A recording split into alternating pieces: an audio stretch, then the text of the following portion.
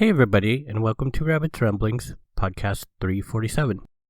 This time I don't have much to talk about. I just have a few thoughts about Elder Scrolls Online's Markarth DLC, which continues the Dark Heart of Skyrim story quests. And since I don't have any money to buy any games, that expansion was actually gifted to me. That's all I have to talk about for this time. Hopefully you'll enjoy the show.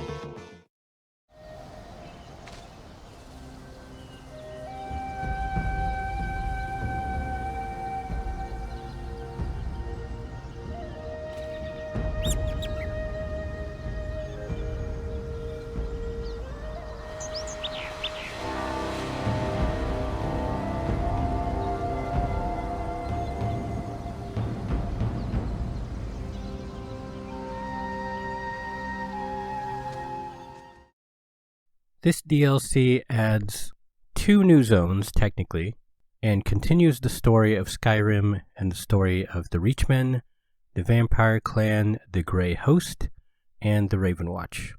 The first zone you will get access to is the Reach, which you can access via Way Shrine once you unlock the DLC, or exiting Western Skyrim and traveling southwest. This area isn't as mountainous or cold as Western Skyrim, but it is still mountainous and pretty bleak looking, and it has pretty scarce vegetation. Like Western Skyrim, the Reach also has an underground cavernous zone, which I haven't seen too much of yet. I'm just now starting to get into the quests, but that zone is called Arkthazand Cavern. I'm guessing, dwarven names. It also adds a new solo arena, Vaitashran Hollows. And I was never into the Maelstrom arena, as it always felt very arcade video gamey to me, which is fine if you like that sort of repeating arena combat. But the Vaitashran Hollows is very different. It has 4 branches, of which the 4th can only be reached after doing the first other 3, and the whole thing is basically set up like a dungeon. It has branching paths and various bosses. It's not random, at least as far as I know. So it likely will feel very repetitive pretty quickly, but I found it a lot more interesting than the previous arena, particularly the bosses, as they have much more interesting mechanics. I can say, having run it, I think about 4 times now so far, it does feel pretty samey after you've done it the first time. There are achievements and stuff for it, but usually I'll just plow through and go as fast as I can to get the rewards, and I don't even know if I'll continue doing it, as I got the 2 things I was looking for in terms of rewards already. So I don't know if there's a whole lot of reason for me to continue doing it. There are a ton of new sets, 3 that are overland drops, 3 that are crafted, several in the arena, and even some new mythic items.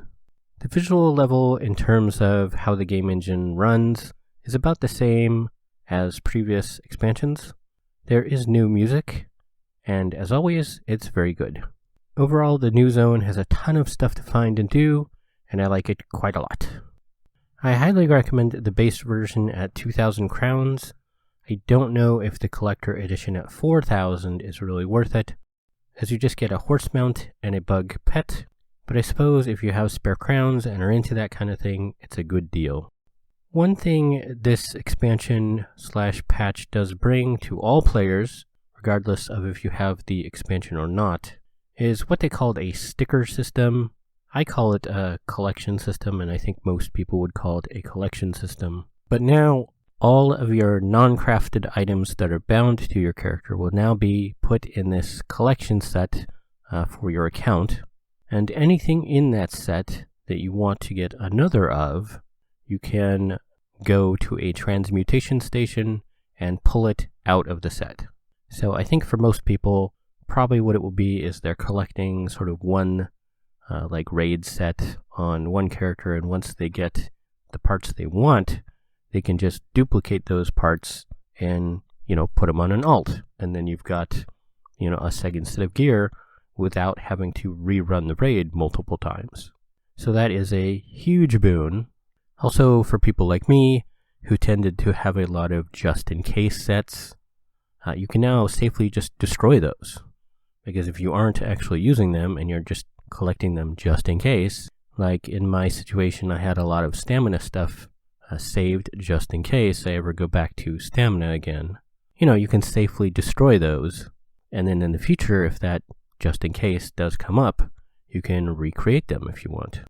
So that is a huge new bonus for all players. I like it quite a bit. There are several other sort of quality of life improvements, like when you're doing crafting writs, they're sort of marked in the station when you're at the right station, so that's very easy to do them now.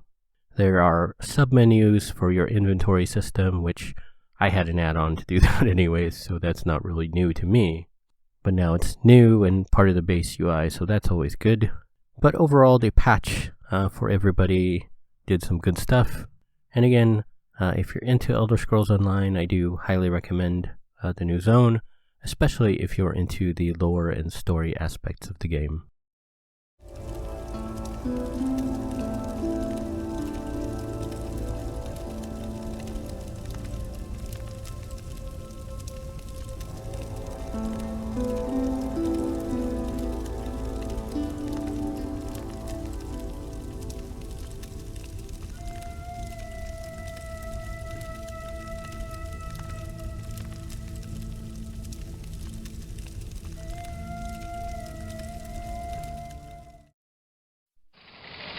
From the newsroom.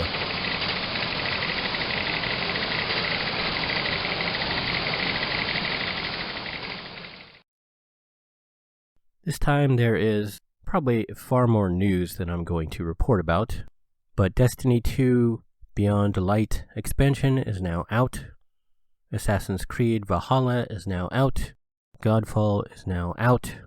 Xbox Series X and S and PlayStation 5 consoles are both now out, except I think PlayStation has a little bit of a delay depending on if you're in Europe.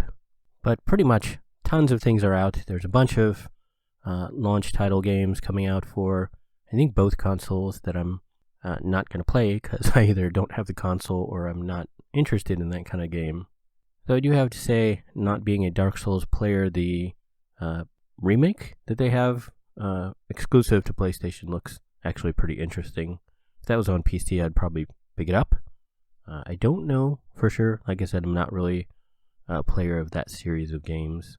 But if you were looking out for a holiday launch thing, pretty much all of the things are starting to launch now. So check it out and see if the thing you wanted has launched. And that's it for the news.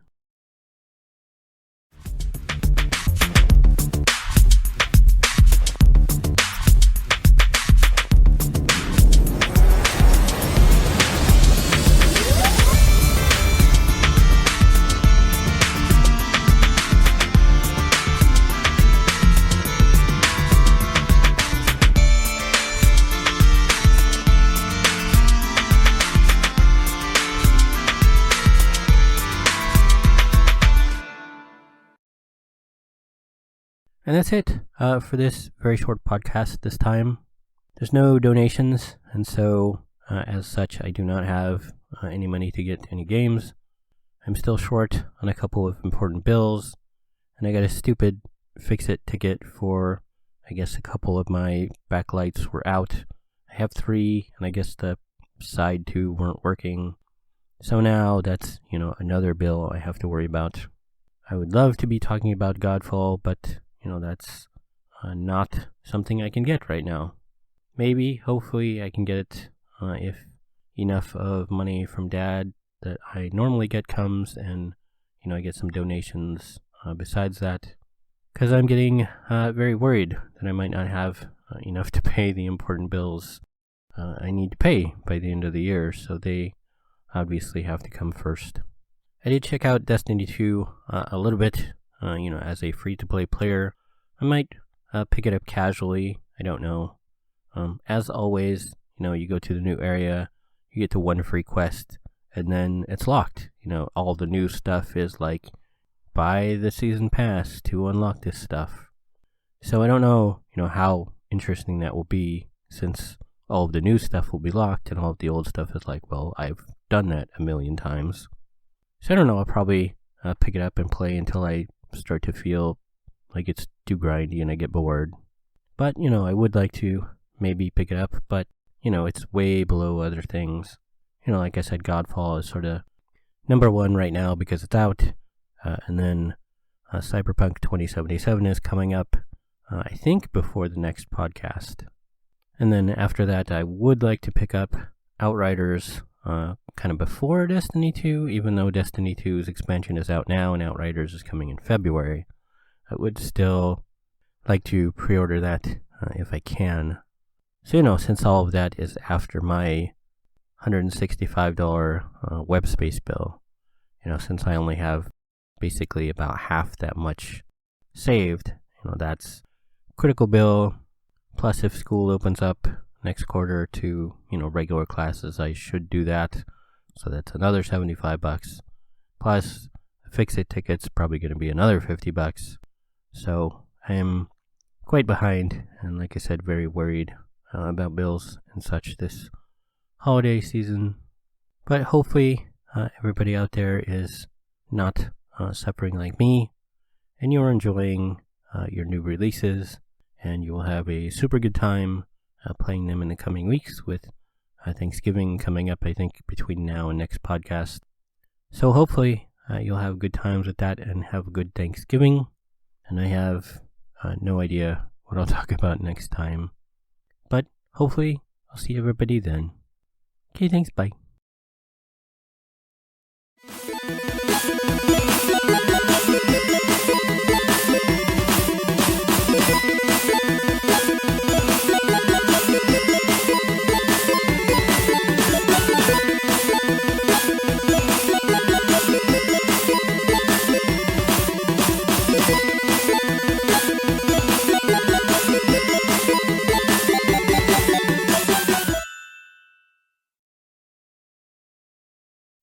You have been listening to Rabbit's Ramblings.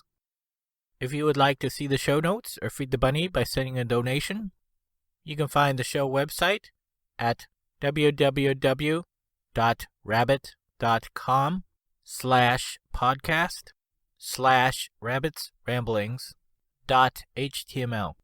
When you type Rabbit's Ramblings, don't use a space. If you would like to send me an email, you can do so at rabbit@rabbit.com. If you like my page, you can also post on Facebook at rabb1t's. You can follow me on YouTube at rabb1t's. I have a page on Patreon at www.patreon.com/rabbit, RABB1T. You can set up a monthly recurring subscription there at a price point of your choice. Be sure to put the number 1 in place of I anytime you type rabbit. Rabbit's Ramblings is copyright Eric Stryker, using a Creative Commons Attribution Non-Derivatives License, 2020.